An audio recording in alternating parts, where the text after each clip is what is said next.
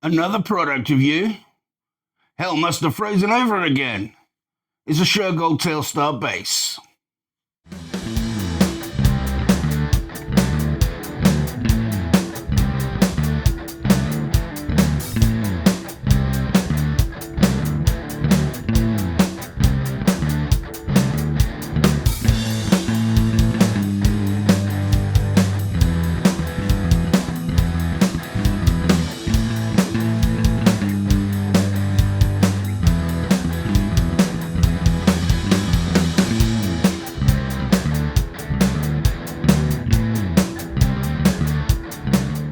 All right, everyone, Simon here. Hope you're all doing well.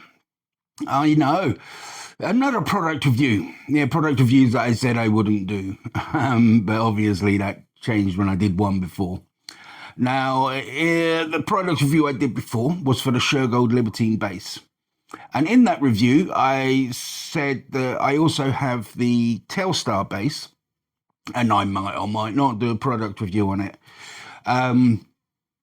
Obviously, the might do a product review part of me won.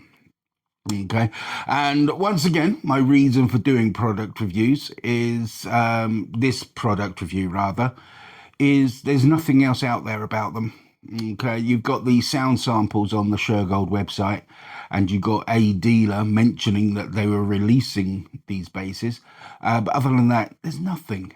Absolutely nothing, hence why I'm doing this product review, to let the world know. Now, it seems that I've become a bit of a Shergold fanboy, which isn't surprising, as my very first guitar was a Shergold many years ago. The guitar's actually older than me, so... and since their relaunch in, I think it was 2016, they relaunched, I had been patiently waiting for them to release some basses. I bought some of their guitars because they released guitars first, and then basses came along a few years later. So when they announced the bass, the Libertine and the Telstar bass, I bought both of them. Okay. I will put. I'll actually put a link for the Libertine bass review as well at the end of this video. So I especially was looking forward to the Telstar bass because first of all, I bought the Telstar guitar and it quickly became my favorite guitar. And also as well, the Telstar bass is a short scale bass. Now, I like short scale basses. A lot of bass players don't, but I do. I like the way the strings react differently on a short scale bass. I like the grindiness, the change in tone you can get from a short scale bass. So I was quite excited to get this bass. Get some short scale action in my life. So when it arrived, yeah, I was like really excited. I was like, yeah, I'm ready to rock this bass. Okay. Now, construction wise, the Telstar body shape is basically imagine if a Telecaster and a Firebird had a child. That's the body shape. Now, what I mean by that, it's like a T-style body shape, but it has a raised section in the middle like a Firebird. Another thing about the Telstar, both the guitars and the bass, the pickups are like Filterstrom pickups. So there's a different sound there as well. Now, being short scale, it has, I'm going to read these from the website, okay? It has a bolt-on neck, which is it's a 30-inch neck, or 762 millimeters for those of you in metric land. Okay, and it is a solid Canadian maple neck. All right, but I will tell you one thing: the neck is amazing. I love the neck on this guitar. Oh, I wish all my basses had a neck like this. So whoever selected that particular tree, kudos. Okay, the the fretboard. It's a Laurel fretboard. And it's got jumbo nickel frets. Yeah. It's got a synthetic bone nut. I will come back to that later. Yeah. and it's a 12-inch radius neck as well. The bridge fixed saddle, and the tuners are closed gear tuners, which I particularly like. It's a personal preference. My favourite tuners are the closed style tuners. I don't know why, it's just always been that way. Yeah.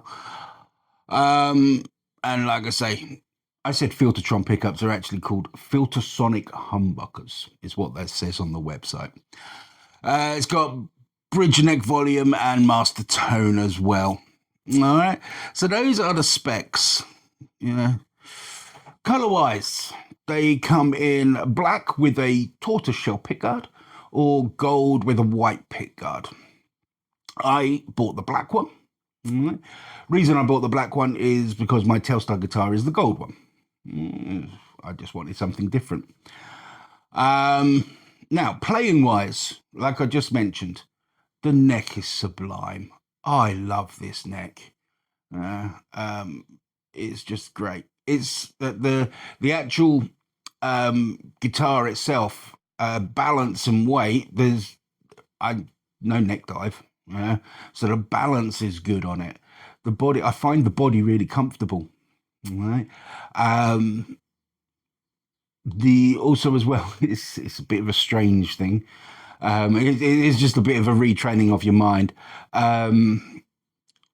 Sometimes when I'm playing fingerstyle, like a lot of bass players, I will rest my thumb on the pickup, and play fingerstyle with my thumb on the pickup. Now, I don't know why I'm doing this.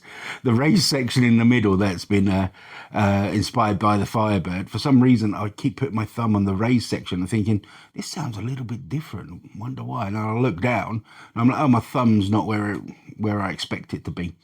Or I'm playing away and I'm like, this pickup feels a bit thin, and then I look down, I'm actually not resting it on the pickup. There's a me problem. That's a me problem.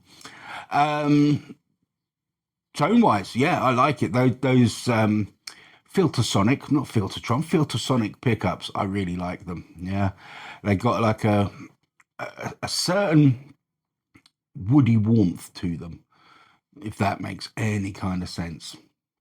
But so the guitar itself, really comfortable to play, and also quite versatile as well. So to prove this, let's see if this guitar can play with a pick.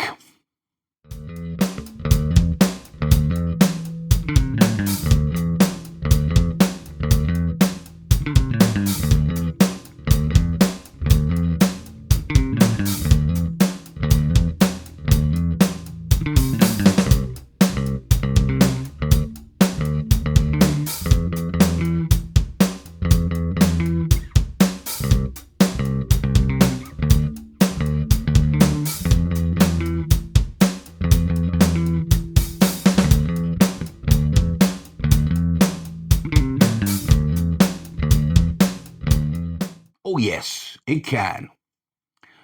Let's see if this guitar can play fingerstyle.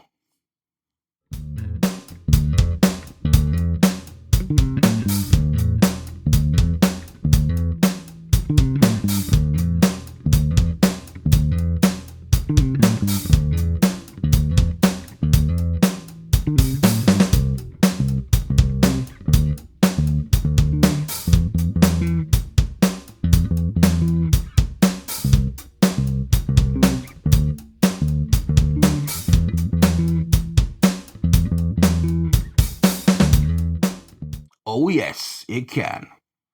Now let's see if this guitar can play slap style.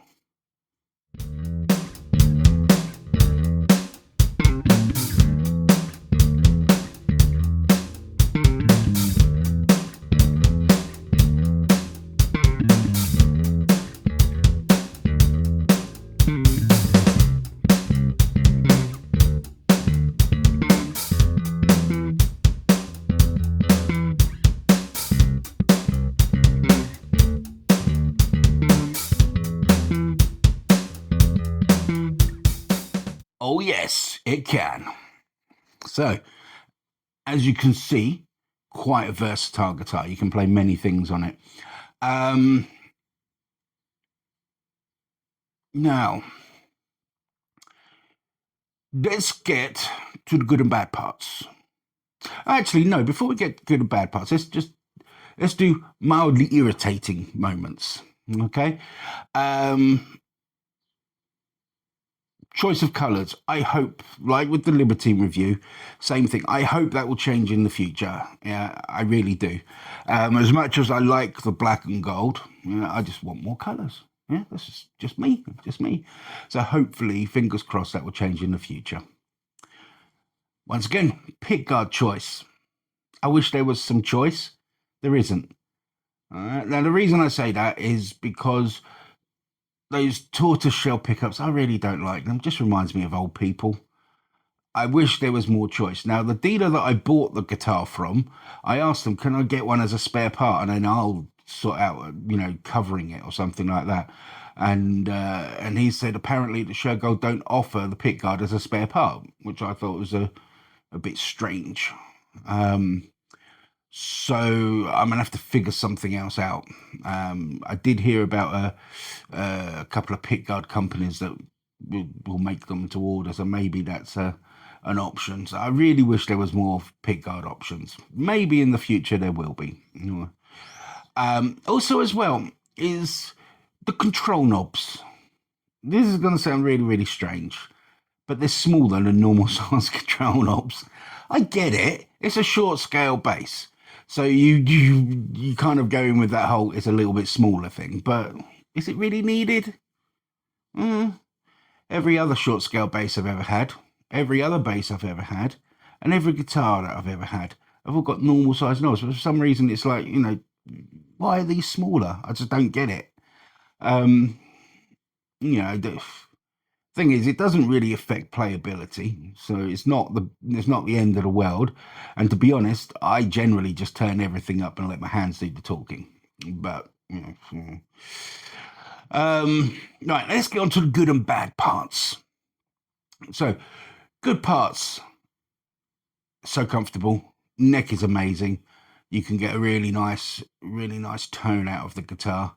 And it doesn't feel fatiguing. Some guitars, some basses, normally on the heavier side, can feel really fatiguing if you're playing them for a long time. But this doesn't. It doesn't feel fatiguing at all, and it feels like I'd be able to play anything on it. Okay, I will admit, slap isn't the most comfortable on this guitar, but you know, it's only on that demo. That, funnily enough, that little bit of a demo is the first time I'd ever played slap on this guitar. So it's not a deal breaker. It's not the end of the world. Overall, it's a really good guitar. Now the bad parts. Like before, I know Shergold are a smaller company, but I wish the dealer network was a little bit better. Like I mentioned in the Libertine review, dealer network in the UK seems to be very, very good, but I'm not in the UK.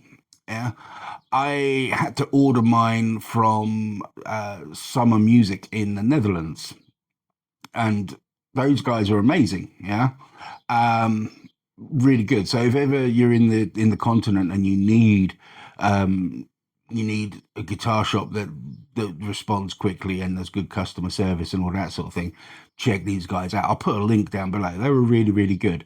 Now,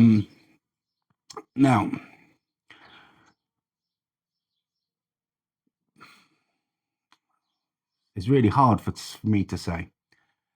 Playability out of the box, it was okay. It wasn't perfect, but it was playable. Okay. The strings that were fitted on it, I don't know how or why, but the low E string, it lost its luster pretty much instantly. It sounded really ooh.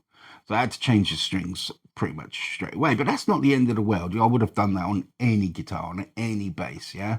Stock strings are never the best. But on the back of the guitar, there's a sticker that says QC. I would love to know who QC'd this guitar. Whilst it was playable out of the box, obviously it wasn't set up to how I would have it. I would have the action a little bit lower and stuff like that. The setup on this guitar, to set up this guitar, is a bit of a nightmare. The bridge itself is not the best quality in the world, and the intonation doesn't hold. It's just, it's a nightmare. Also, the nut hasn't been cut properly. It's especially noticeable on the A string. It's been cut too deep, and that's causing problems. Um, so I really don't know who done the QC on this guitar, if it was done, or what they even check. Because yeah, it might have been playable out of the box, but there's a lot of problems with it. Now, those of you with good ears, sorry, there's a fly. Those of you with good ears will probably notice that on the playing examples I've put on this video, it wasn't the most in tune because it won't hold tune. What I am going to have to do, because as much as I can set up a guitar, I have limits to my abilities. What I'm going to have to do now is to go to a local guitar shop and get a luthier to set it up properly. I'm probably going to have to replace the nut because it's awful. So that really lets it down. Really lets it down. Now, it could be argued where it's a budget machine. The price, I think it was like 450-ish, something like that. I can't remember now. But that's... I wouldn't have expected that. I would have expected it to be a, a, a a better finish than it is now. And I really didn't want to say all of that. I've been holding off making this video thinking I will get the setup on this right. But, you know, when the nut's not cut correctly, when the bridge isn't the best quality in the world, it makes it twice as hard. What I don't understand is the bridge on the Libertine is much better. It's almost like the bridges you get on an Ibanez bass. But this one is like the more basic version. It's kind of like the most basic bridge you can get. And whilst it's normally quite functional, it's not as good as the one on the Libertine, which I find a bit surprising because they're roughly the same price. I would have thought that they would have just shared the bridges. So yeah, I'm going to have to get that sorted, basically, which is going to cost me more money on a guitar that I've just bought, which doesn't make sense. So yeah, I don't want to end on that dour note. I still think it's a great bass. I still think that it's got a future in my bass lineup. Yeah, I'm looking forward to going out and playing some shows using this bass. I just need to get it working correctly. All right. So, Shergold, if you watch this, have a little look-ski at your QC. Okay. But it is still a good bass. I still like it. Yeah, and I would recommend that people go and get one, or at least go and try one, because I think this bass has got a lot to offer. I think that the problems I'm having with the nut and tuning stability, I think it's isolated. I just think it's my guitar. I wouldn't think that the whole factory would put out guitars with problems like this. Yeah? Or I'd like to think they wouldn't. Anyway, let's not end this on a down note. Let's end it on a positive note. Shergold Telstar Bass, short scale action. Yeah, all bass players, you need a little bit of short scale action in your life. Yeah, I, like I say, I still would recommend this. Anyway, that's it for this product review. All right, I hope you enjoyed it. Yeah. If you do buy one of these, I hope the nut is cut correctly on yours. So until next time, I've been Simon, you've been amazing, and I'll see you soon.